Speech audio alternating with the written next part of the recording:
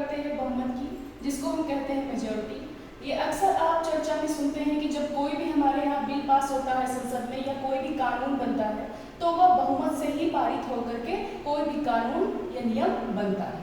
अब जानेंगे कि ये जो बहुमत है ये क्यों महत्वपूर्ण है, क्योंकि अगर जिस सरकार के पास जितना ज़्यादा बहुमत होगी उसको भी अपने कानून बनाने में और कोई भी बिल पास करने में बहुत ही आसानी होती है, यानी कि अपनी सरकार चलाने में उसको बहुत ही ज़्यादा आसानी होती है।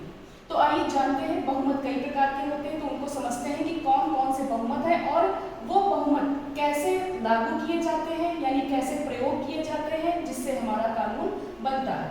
तो जानते हैं टाइप्स ऑफ मेजॉरिटी, जिसमें हमारे 3 प्रकार के बहुमत का जिक्र करते हैं, जो कि पहला है हमारा साधारण बहुमत, दूसरा है हमारा पूर्ण बहुमत और तीसरा है हमारा विशेष बहुमत। तो सबसे पहले बात करते हैं हम साधारण बहुमत की कि ये साधारण जो बहुमत है वो कैसे यूज किया जाता है। तो साधारण जो बहुमत है हमारा, वो जो हमारा लोकसभा, जो संसद में हमारी लोकसभा होती है उसके जितने भी कुल सदस्य होते हैं, तो उसमें ये देखा जाता है जिस समय ये साधारण बहुमत पारित किया जाता है कि उस समय हमारे सदन में कितने लोग उपस्थित हैं, कि मतलब सदन में टोटल कितने लोग उपस्थित हैं। भले ही उनकी संख्या निर्धारित होती है लेकिन उस समय कितने लोग उपस्थित हैं तो उनके आधार पर की जाती है कि जितने भी व्यक्ति उस समय उपस्थित होंगे और मतदान करेंगे उस बिल के लिए, तो उसका 50% से प्लस होना चाहिए, मतलब उनकी बहुमत। जैसे हमारे एग्जाम्पल से हम समझते हैं, जैसे एग्जाम्पल है हमारा कि जैसे कुल भले ही संख्या उनकी टोटल जो भी हमारे उपस्थित व्यक्ति हैं वहाँ पे सदन में,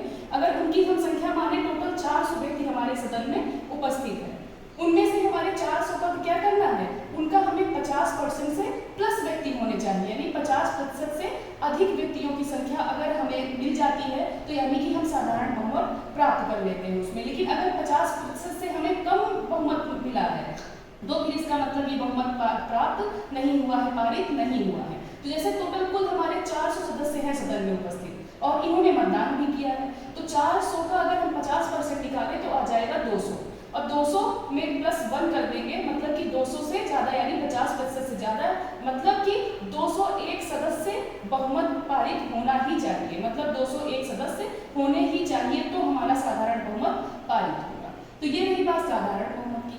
अब बात करते हैं पूर्ण बहुमत। पूर्ण बहुमत क्या होता है? अभी हमने बात किया कि जैसे जितने भी हमारे सदन में कुल सदस्य हैं, लेकिन उनमें से जो हमारे उपस्थित होंगे और जो लोग उस पर मतदान कर रहे होंगे तो उनकी 50% से ज़्यादा उपस्थिति मतलब बहुमत होना चाहिए तो फिर हमारा साधारण बहुमत पारित होगा।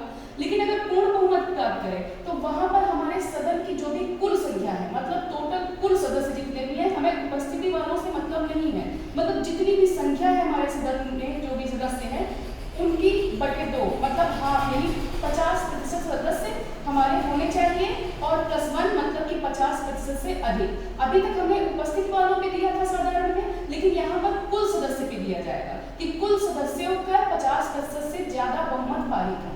अगर उससे ज़्यादा बहुमत मिल गए मतलब यहाँ पर हमें पूर्ण बहुमत प्राप्त हो गया। एग्जाम्पल से समझते हैं, जैसे हमारे सदस्यों की कुल संख्या है 543। अब 543 को 50% यानी हाफ करेंगे तो क्या होगा, हमारा आ जाएगा 271। पॉइंट में जाएंगे उसको हम काउंट नहीं करेंगे, 271 और +1 मतलब 50% से ज्यादा कुल सदस्य की संख्या, तो +1 कर देंगे यानी 50% से ज्यादा मीन 272 व्यक्ति हमें होने ही चाहिए पूर्ण बहुमत प्राप्त करने के लिए। अगर इससे कम है तो यानी पूर्ण बहुमत प्राप्त हमें नहीं हुआ है। तो ये बात हो गई हमारे पूर्ण बहुमत की। अब बात करते हैं विशेष बहुमत की, जो कि है हमारा तीसरा। विशेष बहुमत सबसे पहले जान लें ये कहाँ पर प्रयोग किया जाता है। तो विशेष बहुमत संविधान संशोधन जब कोई किया जाता है तो वहाँ पर विशेष बहुमत का प्रयोग किया जाता है, या फिर महाभियोग जब लाया जाता है तब फिर वहाँ पर विशेष बहुमत का प्रयोग किया जाता है। अब इसको आप हमें कमेंट करके इसका हमें आंसर देंगे कि महाभियोग कब कब लाया जाता है, ये आप हमें कमेंट करके बताएंगे। और एक क्वेश्चन और यहाँ से आप हमको बताएंगे कि हमारे संसद में लोकसभा सदस्यों की कुल संख्या कितनी है, ये भी आप हमें कमेंट करके बताएंगे। तो जानते हैं विशेष बहुमत को। तो विशेष बहुमत में हमारा है कि संविधान संशोधन जब करते हैं तब प्रयोग करते हैं और महाभियोग लाने के लिए भी विशेष बहुमत का प्रयोग करते हैं। इसमें समझते हैं इसमें क्या है कि जो भी हमारे सदन में कुल सदस्य हैं, मतलब कुल सदस्यों की जितनी संख्या है उसके 2/3 लोगों का बहुमत होना ही चाहिए, जैसा मैंने इसमें बताया है। तो जैसे हमारे कुल सदस्य हो गए 543। तो 543 का हम 2/3 निकालेंगे, तो 3 से डिवाइड करेंगे तो हमारा आएगा 181। फिर उसको हम 2 से मल्टीप्लाई कर देंगे तो हमारा आ जाएगा 362।